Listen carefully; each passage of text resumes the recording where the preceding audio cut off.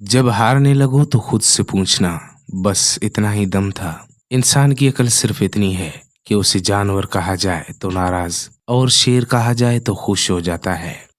जिस घर में मर्द के होते हुए एक औरत की हुक्मरानी हो, वहां न बेटी दो न वहां से रिश्ता लो। जब घर के फैसले के लिए बाहर के बंधुओं की जरूरत पड़ जाए तो समझ जाएं आपका खानदान तबाह हो चुका है। जब दुश्मन तारीफ करना शुरू हो जाए तो समझ जाएं उनका अगला हदफ आपकी गर्दन है। जिस खानदान में सब एक दूसरे के पांव पकड़कर चलते हो, फिर उन्हें कभी दूसरों के पांव पकड़ने की जरूरत नहीं पड़ती। गरीब रहोगे तो कोई ध्यान नहीं देगा, मेहनत करोगे तो सब हंसेंगे तुम पर, और जब कामयाब हो जाओगे तो बेटी देने आ जाएंगे। दूसरों के महल में गुलामी करने से बेहतर है इंसान अपनी झोंपड़ी में हुकूमत करे।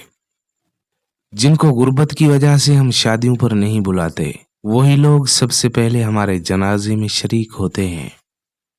समझदार इंसान तमाम इंसानों से कुछ न कुछ सीखता है, ख्वाह वो दूसरा इंसान उस्ताद हो या गेट का चौकीदार। अगर कोई शख्स आपके रवैये पर खामोशी अख्तियार कर ले तो समझ जाए वो शख्स किरदार में आपसे बड़ा है। बाप की मेहनत और घर की परेशानियां जिसे याद रहती है वो कभी गलत रास्ते पर नहीं चलते।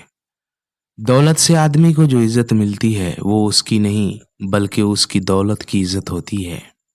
कोशिश करें बदनस्ले लोगों से ताल्लुक न रखें, क्योंकि जब ये नाराज होते हैं तो सीधा इज्जत व्यवहार करते हैं। किसी को माफ करके अच्छे जरूर बनो, मगर दोबारा एतबार करके बेवकूफ न बनो। जब अपनी अहमियत जबान से बतानी पड़ जाए तो समझ लें कि आपकी कोई अहमियत नहीं रही। जब आप माली तौर पर मजबूत हों तो आपकी फजूल बातें भी लोगों को अक़वाल ज़रीन लगती हैं। जब तालीम का बुनियादी मकसद नौकरी का असूल हो तो मुआशरे में नौकर ही पैदा होते हैं, रहनुमा नहीं।